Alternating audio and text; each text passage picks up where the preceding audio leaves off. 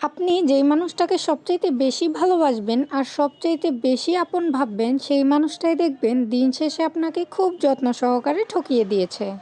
এমন সুন্দর এবং ভালো মানুষের মুখোশের আড়ালে যে এমন একটা সত্যি বা বাস্তবতা লুকিয়ে থাকবে আপনি সেটা প্রথমে কল্পনাও করতে পারবেন না। আর এই মানুষগুলো শুধু এমন করে তারা তাদের নিজের স্বার্থের জন্য। তাদের স্বার্থ ফুরিয়ে গেলেই তারা আপনার সঙ্গে ব্যবহার পরিবর্তন করে ফেলে। হ্যালো ভিউয়ার্স, আসসালামু আলাইকুম। কেমন আছেন আপনারা সবাই? ওয়েলকাম জানাচ্ছি আমার নতুন আরও একটি ভিডিওতে। বরাবরের মতোই রান্নার ভিডিও নিয়ে চলে আসলাম। আর আজকে রান্না করছিলাম মটর কলই শাক দিয়ে চিংড়ির শুটকি। এই শাকটা কিন্তু এভাবে রান্না করলে খুব মজা লাগে। তবে এখন যেহেতু ঠান্ডা পড়েছে, গ্যাসে রান্না করাটা খুবই কষ্টজনক ব্যাপার, কারণ গ্যাস কখনোই সবসময় ঠিক মতো থাকে না।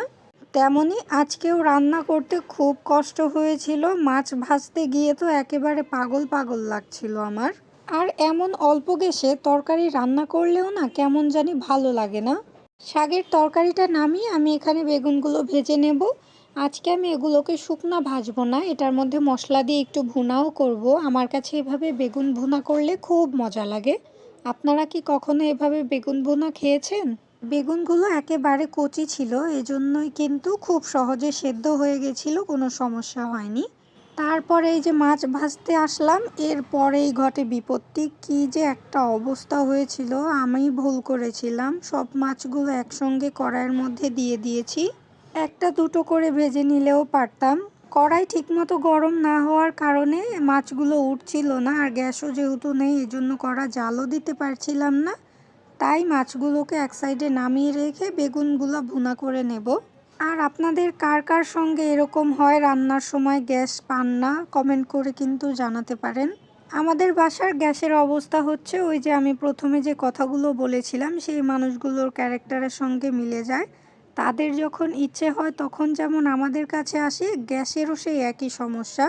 যখন ইচ্ছে আসে আবার আমাদের প্রয়োজনের সময় তাদেরকে পাই না, তেমনি আমাদের রান্নার সময়ও গ্যাসকে পাই না। কি আর করার বলেন, এই সমস্ত লোকজনের কাছ থেকে সব সময় দূরে থাকবেন। কি আর করার বলেন, তাদের থেকে দূরে থাকতে চাইলেও দূরে থাকা সম্ভব হয় না। তার কারণ তাদের ব্যবহার কিন্তু খুবই ভালো। কেন যে তারা শুধু তাদের স্বার্থের সময় এমন ভালো ব্যবহার করে বুঝি না। স্বার্থ ফুরিয়ে গেলে চলে যাক না, সমস্যা নেই তো, কিন্তু যাওয়ার সময় খারাপ ব্যবহারটা করে এটাতেই বেশি কষ্ট লাগে। চলে যাবে তো ভালো কথা, ভালোভাবেই যাও না, কে নিষেধ করেছে তোমাদেরকে? যাই হোক, প্রত্যেকের জীবনেই কিন্তু দেখবেন এমন একটা মানুষ বা এমন কিছু সংখ্যক মানুষ উদয় হবে, আবার ওরা চলেও যাবে, কিন্তু তাদের জন্য তো আপনার আমার জীবন কখনোই থেমে থাকবে না। জীবন জীবনের গতিতেই চলবে। এজন্য তাদের কথা মাথা থেকে ঝেড়ে ফেলুন, নিজের মতো করে সুস্থভাবে বাঁচুন। আপনাদের সঙ্গে কথা বলতে বলতে এদিকে আমার রান্নাটাও কমপ্লিট হয়ে গেছে। জানি না আপনাদের কাছে ভিডিওটা কেমন লেগেছে। যদি একটু হলেও ভালো লাগে অবশ্যই কিন্তু পাশে থাকবেন। তাহলে আজকের মতো বিদায় নিচ্ছি, সকলে সুস্থতা কামনা করে। আল্লাহ হাফেজ।